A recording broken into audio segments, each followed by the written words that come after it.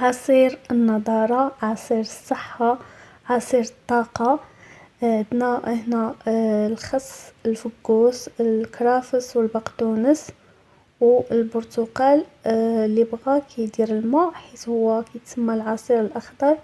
انا كيعجبني بالبرتقال، كيجي الطعم ديالو بنين بزاف. الا كنتو كتقبلوه هكا بالماء من الافضل وتشربوه في الصباح.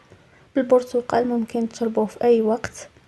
غادي نقطع دوك المكونات وغادي نوضعهم في واحد الاناء اللي غادي نخلط فيه هادشي ونضيف عليهم البرتقال، عصير ديال البرتقال، وغادي نخلطهم مزيان.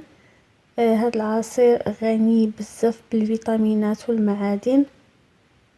كيعطي واحد النضاره للوجه غير طبيعيه، وكيدير ديتوكس للجسم. اعتمدوه غادي يعجبكم الحال بزاف.